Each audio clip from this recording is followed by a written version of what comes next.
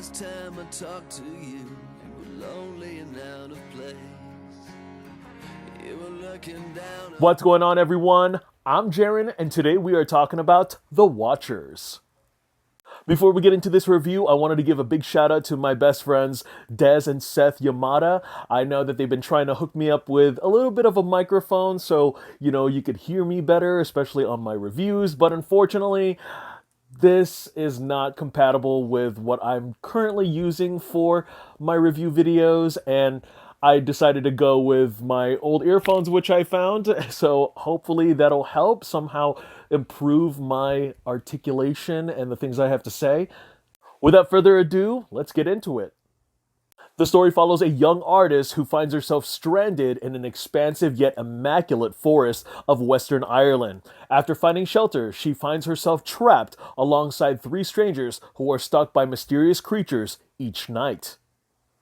Like father, like daughter, M. Night Shyamalan's daughter Ishana Shyamalan makes her directional feature-length debut with the screen adaptation to A.M. Shine's novel.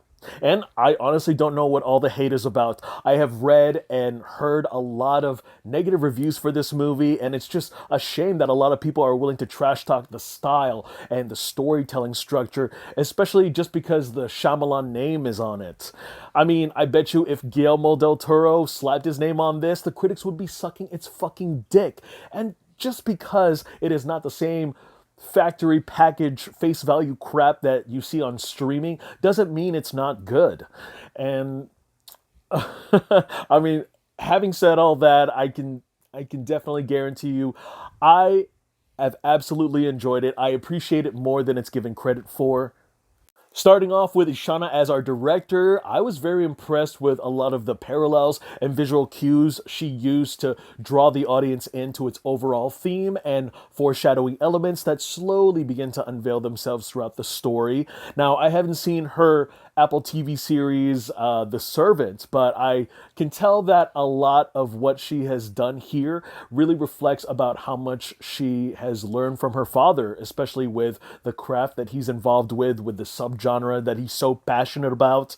And also in a few interviews, she talks about her love for A.M. Shine's novel and how immersive and how inspired she was to really adapt some of those details and story elements and really translate them to the big screen. I very much admired the production design that went into this, especially while shooting on the location backdrop of the Western Ireland wilderness. The way the shadows would just loom across the trees really reminded me of David Bruckner's The Ritual. And I swear the forest is just kind of its own entity. And the way that the camera would just capture the silhouettes or the just hidden shadows of the watchers in between the openings of the trees. It really just had me holding my breath in intervals. And the compound that our strangers are stuck in is nothing really to write home about, but the way that the two-way mirror would activate between the nightfall hours and the morning just was really interesting and just kind of creative in its utilization. Thank goodness that the auditorium I was in had the better sound system because the sound design for this movie was incredibly impressive, especially with the subtle humming and clicking that the watchers would make.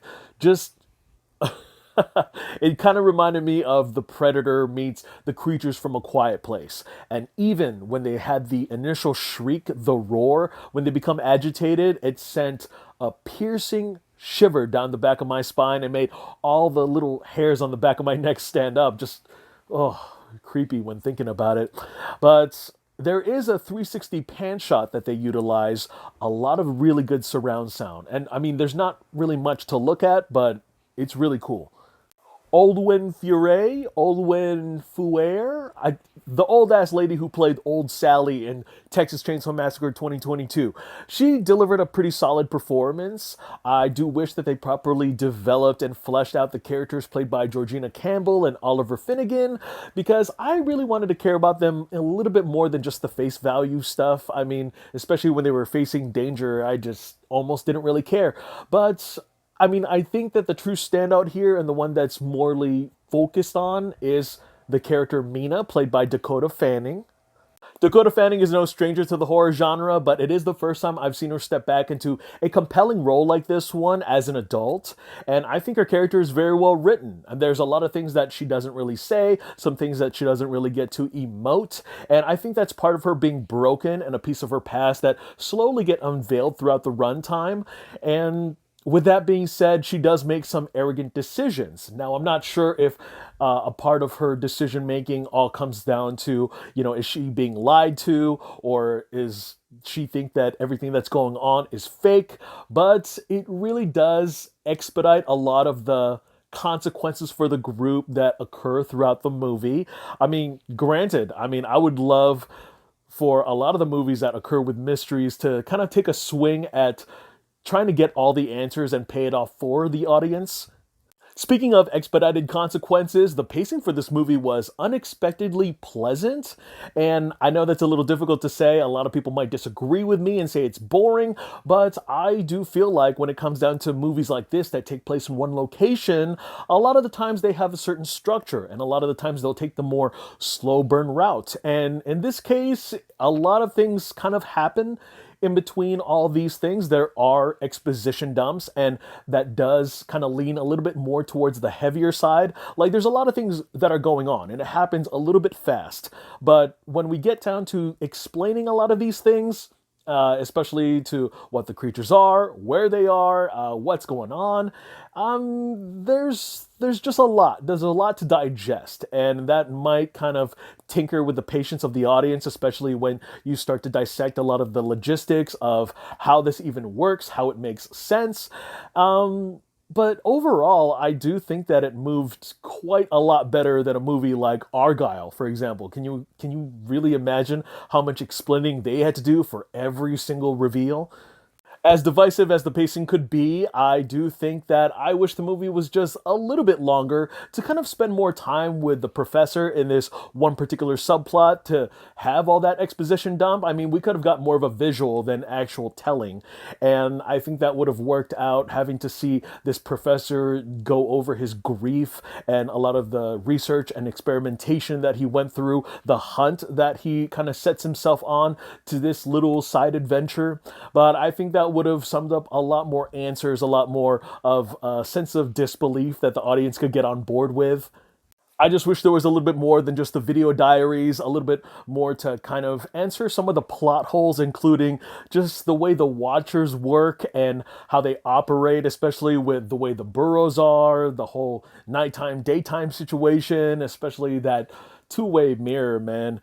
And I get where they were going for in the narrative of it all, and not necessarily a spoiler, but I do think that they lost an opportunity to bring Dakota Fanning's sister, Elle Fanning, into the movie because, they have grown up together in this industry, and I think it would have been awesome to see Elle Fanning and Dakota Fanning just share the screen as two real-life sisters, as fictional sisters. In the horror genre, nonetheless.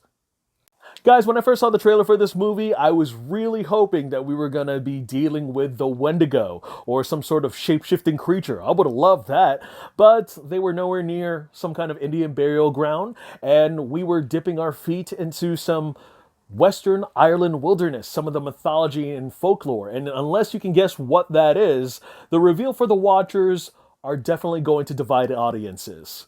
Critically, and general audience's consensus.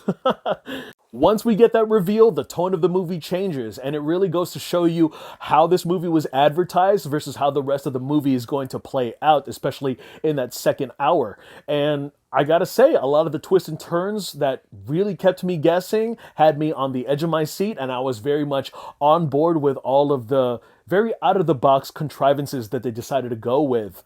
Last but not least, the Watchers themselves. I really love the way that the Watchers were kind of presented and how they've kind of remained in the shadows for the first half of the movie, because it really kept my mind wandering and in a genuine state of fear, just only having to hear what was going on, having to imagine what was beyond the other side of that two-way mirror. And I thought that was brilliant.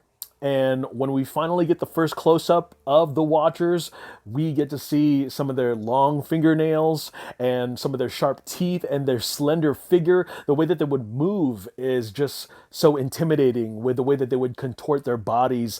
And some of the VFX work was a little heavy-handed in a few shots, and it did kind of take me out of the immersion of terror, and it did kind of reminded me a little bit of just the way that they presented some of the alien beings in Signs. It was kind of the same way.